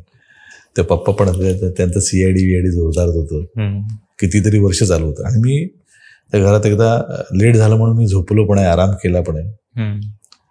तेव्हा पप्पांना मॉलिश करायला एक माणूस यायचा, ते व्यायाम पण करायचं एकदम फिजिक वगैरे चांगलं. पप्पा म्हणाले, मी शिवाजी साटम सरांना मी पप्पाच म्हणतो. पप्पा म्हणाले, संजय करायचं का तुला?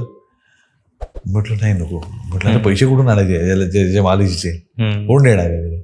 नको नाही कराय, माझं झालं की यांच्या ह्याचं करायचं, ते माझं हे वगैरे केलेलं आहे. ते मला हे म्हणजे ना, आणि त्यांना खूप कौतुक माझं कशाबद्दल की आमच्या दे धक्कामध्ये त्यांनी असा रोल केलाय, अरे तू काय रेंजचा नट आहेस असं त्यांना वाटतं. कारण त्यांनी माझा यदाकधी सारख्या नाटकामधल्या विनोदी भूमिका पाहिली.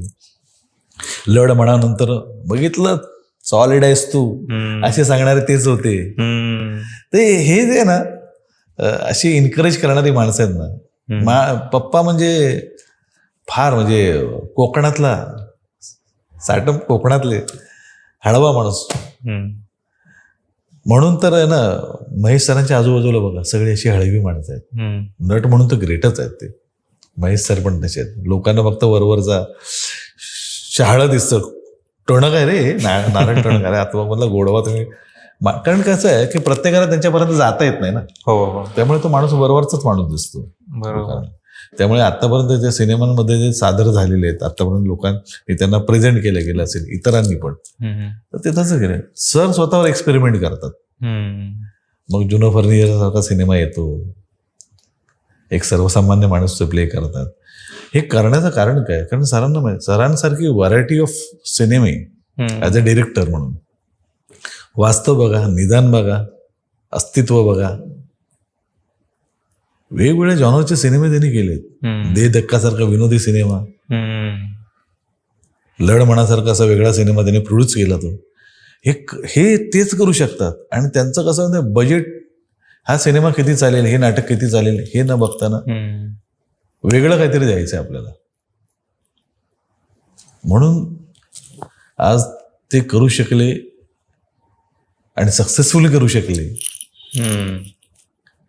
तसं कोणी दिग्दर्शक मला ना असं दिसलं नाही की ज्यांनी एक्सपेरिमेंट केले इतक्या सातत्याने, इतक्या प्रमाणात. ते मेन मोस्टली सुरुवातीच्या काळाला फेमस होते सीआयडी सारखी मालिका त्यांनी केली, तर त्यासाठी पण खूप फेमस. नाही आपल्याकडे मी एकदा शिवाजी साठम सरांना बोललो पण होतो, पप्पा राजकुमार संतोषी काय सिनेमा अंदाज अपना घायल, घातक, किती वेगळे सिनेमे केले हो त्याने. मला म्हणाले महेशला बघितलंस का, महेशचे सिनेमा बघ. मी आठवायला लागलो, हो पप्पा खरंच हो, महेश सरांनी केवढे व्हेरिएशन दिले. मग आपल्या माणसाचं आपण कौतुक करायला पाहिजे की नाही. तेव्हा मला महेश सर मी आधी माहितीच होते, पण आपण मागे जाऊन सगळा तो इन्सायक्लोपीडिया त्यांचा बघतो ना तेवढं, ओ यार variety of subject, variety of genre, हे कधी.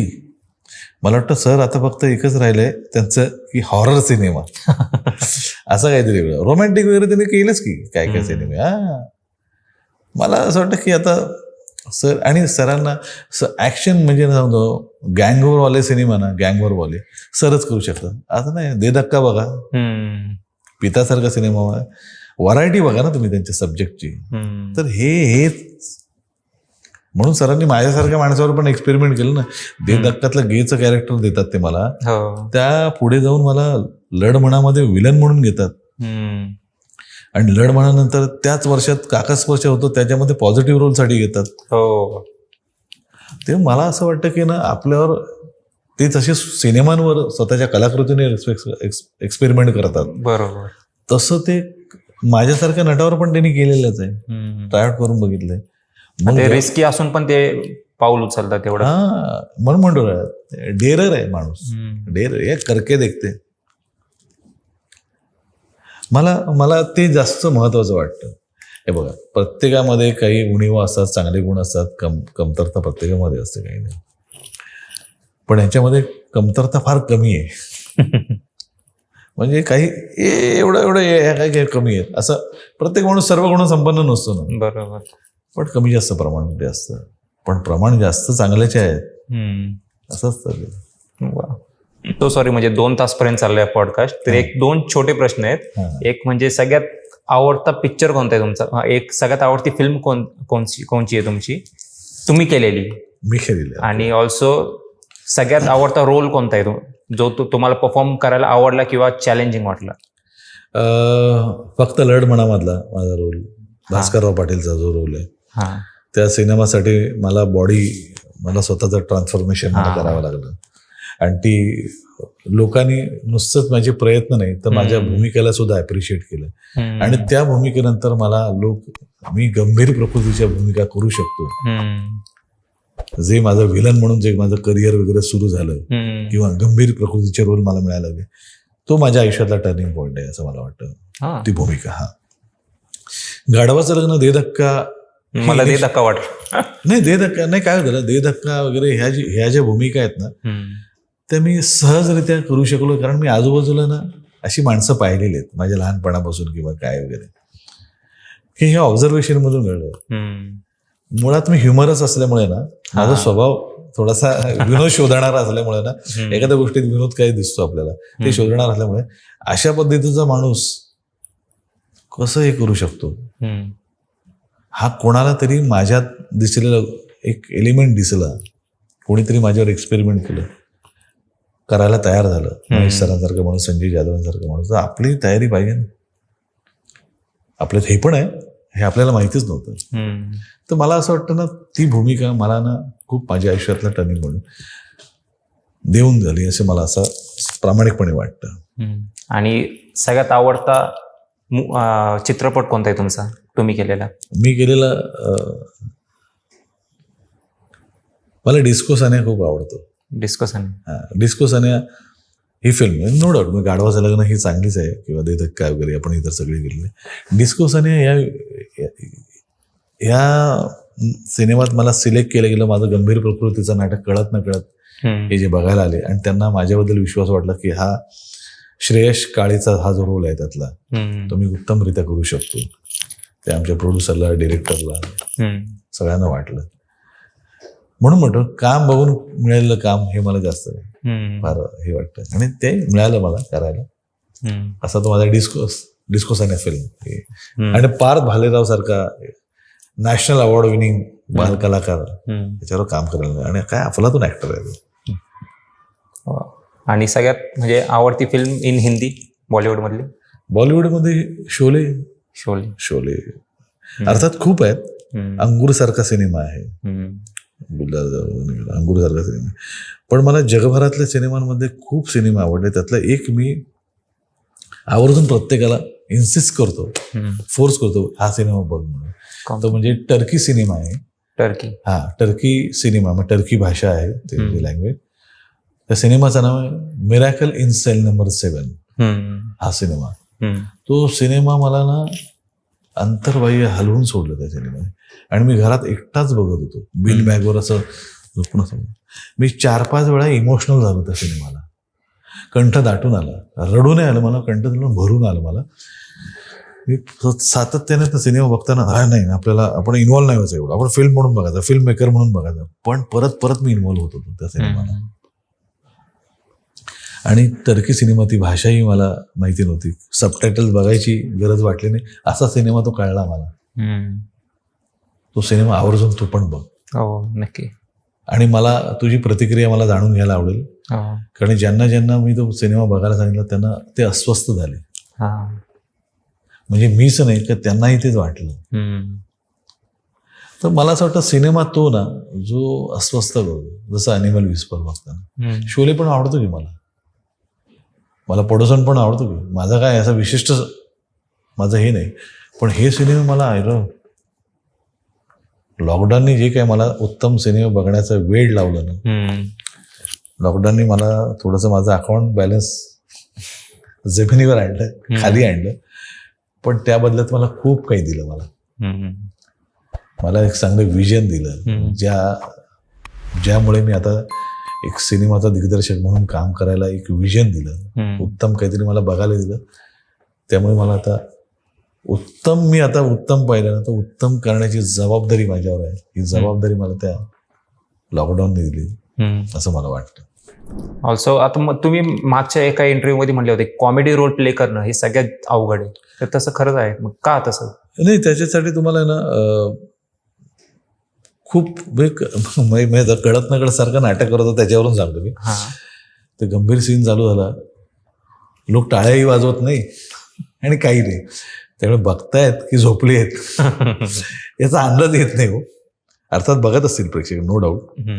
पण कॉमेडी याला तुम्हाला ना, तुम्ही हसवायला लोकांना मजबूर करता, हसायला.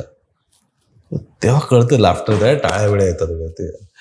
आणि हसवणं जगामध्ये खूप कठीण आहे.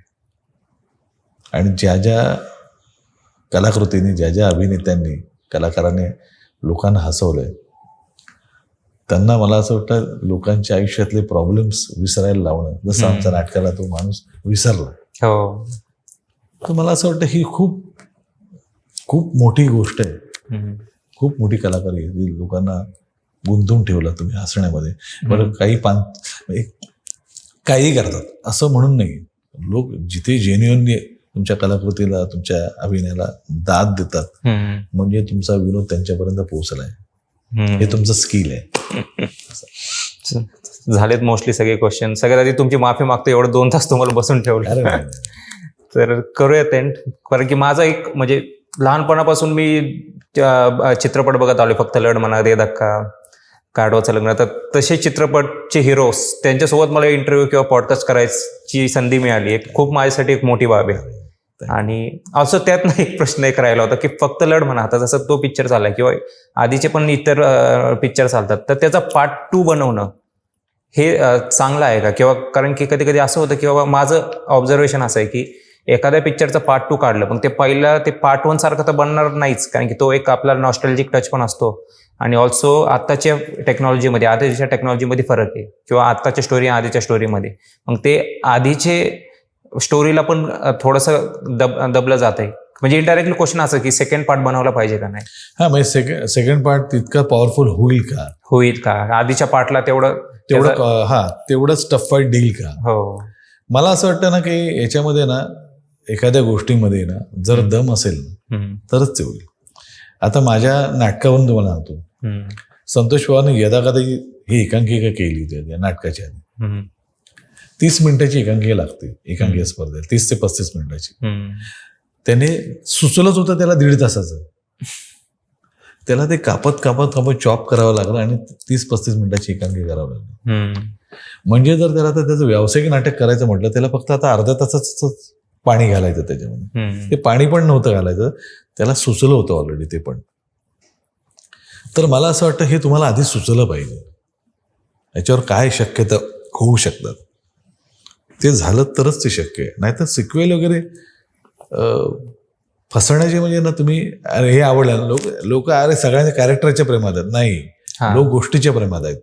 हो, गोष्टीतलं पात्र तुमचं करेक्ट वाटलं म्हणून ते प्रेमात आहेत. पण पहिली मूळ गोष्ट आहे. हो, मी विनोदी आहे म्हणून मी किस्से सांगत बसतो म्हणून नाही म्हणत. मी काय गोष्ट सांगतोय, काय मर्म आयुष्यातलं सांगतोय. दे धक्का जर तुम्ही बघायला गेलात ना, तरी म्हटलं तर आहे ना, ही कॉमेडी फिल्म वाटते, पण नाही, ती खूप एका कुटुंबाची गांभीर्याने बघण्यासारखी गोष्ट आहे. त्यांचे एकजुटीचं किंवा स्वतःला बूस्ट करण्याची एक गोष्ट आहे ती. एक कुटुंब असं बूस्ट होतं कोणाच्या तरी एखाद्या कलेने, एखाद्या स्किलने. तर हे जर तुम्हाला जर कळलंच नाही तर ते नाही मला. म्हणून हे जे करत असताना ना, ह्या ज्या गोष्टी करत असताना ना, सिक्वेल करत असताना, आता काय सिनेमा आपण करत असताना बघा ना, आता आपण करतोय सिनेमा, ह्याचा दुसरा पार्ट आहे ना, मला असं म्हणायचं की आधी पहिला तर नीट करा. तुम्ही हा करत असताना दुसऱ्या पार्टचा विषय करता, पहिला तरी व्यवस्थित करा. पण काही करणारे असे दिग्दर्शक आहेत जे पहिला पार्ट ही उत्तम करतात आणि दुसराही पार्टची तयारी उत्तमरित्या करतात. आता एक जिवंत उदाहरण म्हणजे आता हे बघा ना, मुन्नाभाई MBBS आणि लगेरेव मुंडे. आता हे बघा, हे त्याची तरी उडालेलं. पण राजकुमार हिरानी सारखा दिग्दर्शक आणि ही सगळी मंडळी हे असेच मोठे नाही झाले. काहीतरी अभ्यास असे आहेत लोक. पण हे सर्रास आपणही करूया तर तुम्ही यांना ठराविक मर्यादेपर्यंत राहता, असं मला वाटतं. काही लोक असतात ना, मी एखादा विनोद त्याच्यामध्ये टाकतात, एखाद्या गोष्टीमध्ये काही अशा गोष्टी इन्कॉर्पोरेट करतात. म्हटलं हे आवडतं लोकांना? नाही, आमच्या एरियातल्या लोकांना आवडतं. तू तुझ्या एरियाचाच विचार करतोय. बरोबर. अख्ख्या महाराष्ट्राचा, अख्ख्या भारताचा किंवा अख्ख्या सगळ्या प्रेक्षकांना जगभरातल्या विचारच नाही करत, मासचा विचार नाही करत. आता तर आपल्यावर फिल्म मेकरवर फार मोठी जबाबदारी आहे. आता डायरेक्ट तुमची जगभरातल्या सिनेमाबरोबर तुलना होते. OTTवर सिनेमा तुमचा घेतला जात नाही जर मराठी सिनेमा. याची कारणं आपण बघायला पाहिजेत. ते काही दुय्यम मानतात असं वगैरे नाही मराठी भाषेला. तर आपल्यात क्वालिटी नाही आहे का ते आपण बघायला पाहिजे. त्या लेवलला पण आपण बघायला पाहिजे. आपल्याकडे सब्जेक्ट आहेत चांगले, पण दिग्दर्शकाला अभिप्रेत असलेला तो नट तसंच काम करतोय का?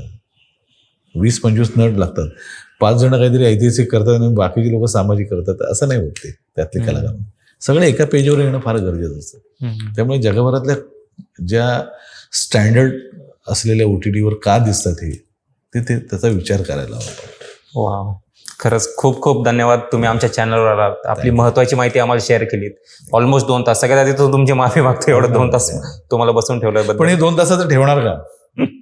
तर मला तर वाटतं ठेवा, कारण की सगळे मुद्दे तुम्ही खूप क्लिअरली मेन्शन केलेत. आणि तुमच्या पॉडकास्टला तुम्ही म्हणजे अमुक एक मर्यादेचाच आमचा असतो असं काही आहे का? नाही, तसं तर नाही. असं काय म्हणजे तसं कन्व्हर्सेशननुसार जनरली 1 तासाचा असतो. 1 तास किंवा लेतले डोक्यावरून पाणी 1.25 तास, त्याच्यापेक्षा जास्त नसतो. फक्त एकच झाला होता, एक पुरोहित त्यांचा झाला होता, त्यांचा ऑलमोस्ट 2 तास गेला होता. त्यानंतर हा दुसरा पॉडकास्ट आहे जो 2 तासाला क्रॉस केलाय. कारण की विचार कर म्हणजे कन्व्हर्सेशनचे मुद्देच एवढे होते की ते वाढत गेले.